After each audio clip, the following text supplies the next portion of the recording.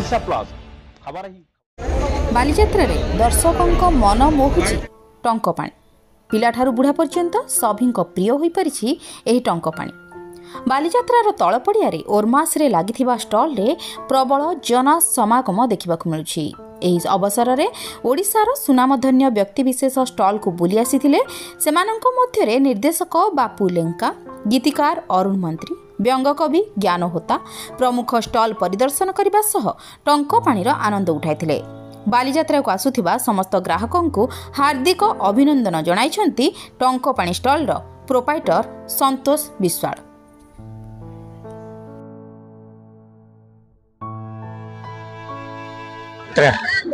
ଟଙ୍କପାଣି ଦୋକାନ ପୁଣି ଗାଡ଼ି ଘରଣୀ କହିଲେ ଗାଡ଼ି କାଢ ହେନାଗର ବୋର ମନ ମୋ ଟାଣୁଛି ଟଙ୍କପାଣି କି।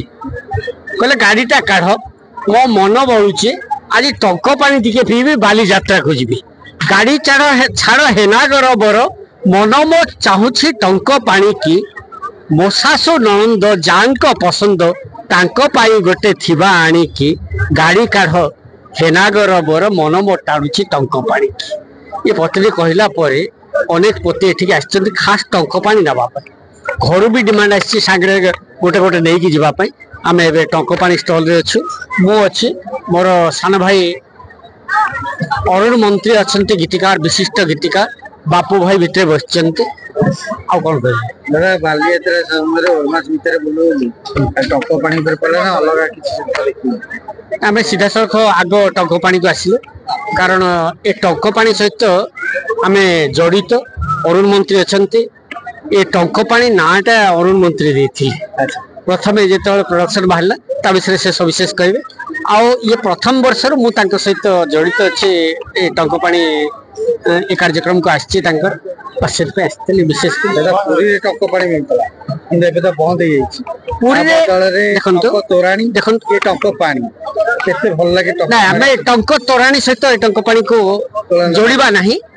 ସ୍ୱାଦ ଦୃଷ୍ଟି ସେଠି ଗୋଟେ ଭକ୍ତି ଭାବ ଥାଏ, ଏଠି ସ୍ୱାଦର କଥା ଅଛି, ତା ସହିତ ଯୋଡ଼ିଲେ ଭଲ।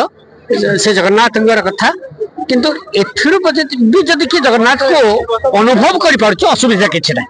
ଯେତେବେଳେ ମୋ ପିଲାଦିନ ମୋ ହେତୁ କହିବା ଦିନଠୁ ଦେଖି ଆସିଛି। ମୋତେ ଯେତେବେଳେ 11 ବର୍ଷ ହେଇଥିଲା ସେତେବେଳଠୁ ମୁଁ ବାଲିଯାତ୍ରା ଦେଖି ଆସିଛି।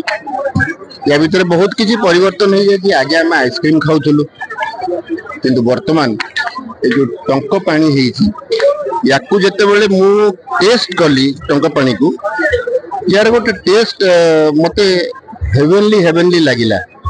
ଯେମିତି ଆମେ, ମୁଁ ତ କହିବିନି କାହିଁକି ସେଟା ହଉଛି ଜଗନ୍ନାଥଙ୍କର ବ୍ରାଣ୍ଡ ନେମ୍, ବ୍ରାଣ୍ଡ ପ୍ରଡକ୍ଟ ଟଙ୍କ ତୋରାଣୀ। ଆମେ ତା ସହିତ କୌଣସି ବାଟରେ ତୁଳନା କରିପାରିବାନି, କିନ୍ତୁ ମୁଁ କହିବି ଯେ ଏଇ ଯୋଉ ଆର୍ଟିଫିସିଆଲ ଫ୍ଲେଭର ଦେଇକି ଯୋଉ କୋଲ୍ଡ ଡ୍ରିଙ୍କ ମିଳୁଛି, ଆମେ ସେଇ କୋଲ୍ଡ ଡ୍ରିଙ୍କ ଗୁଡାକ ପିଇବା ଅପେକ୍ଷା ଏଇ ଟଙ୍କପାଣି ପିଇବାଟା ମୁଁ ଜାଣିବାରେ ବହୁତ ଭଲ। କାହିଁକି ନା ୟା ଦେହରେ କୌଣସି ଆର୍ଟିଫିସିଆଲ ଫ୍ଲେଭର ନାହିଁ। ଏଇଟା ଚାଉଳ ଏବଂ ଦହିରୁ, ଆଉ ତାପରେ ପେଟ ପାଇଁ ଭଲ ଯାହା ଯାହା ଜିନିଷ ଯେମିତି ଆମ୍ବକସିଆ, ଅଦା ଇତ୍ୟାଦି ସବୁ ପଡିକି ତିଆରି ହେଇଛି। ତେଣୁ ଏଇଟା ଗୋଟେ ୟୁନିକ୍ ପ୍ରଡକ୍ଟ। ଆଉ ଏ ପ୍ରଡକ୍ଟର ପ୍ରମାଣ ବି ମିଳି ସାରିଲାଣି, କାହିଁକିନା ଆପଣମାନେ ବି ନ୍ୟୁଜ ପେପରରେ ପଢୁଥିବେ, ଟିଭିରେ ଦେଖୁଥିବେ। ଓର୍ମାସ ଭିତରେ ଯଦି ସବୁଠୁ ଅଧିକା ସେଲ୍ କିଛି ହେଇଛି ତାହେଲେ ସେଇଟା ହଉଛି ଟଙ୍କପାଣି।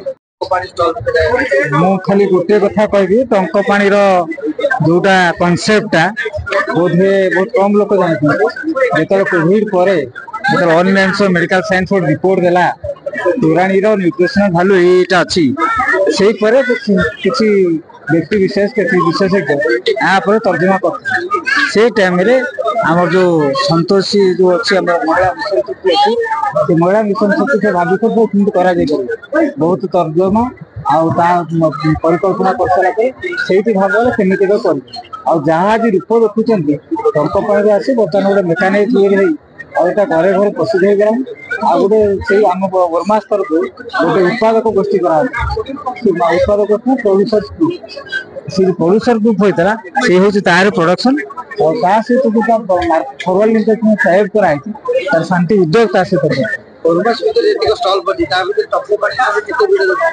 टंकपाणी स्टॉल आम टंकपाणी जो कनसेप्ट अच्छी इट वाज इंट्रोड्यूस बाय वर्मास ऑल्सो लास्ट ईयर इंट्रोड्यूस कराइला से टाइम अपन से आगो जो आमर अच्छे थीमेटिक स्टॉल से बाड़ा बुड़ी होते अध घंटा टंकपाणी स्टॉल सरी जाता आम जो मार्केट चाहिदा को सब मार्केट लॉन्च कराइला बर्तमान आज स्टॉल का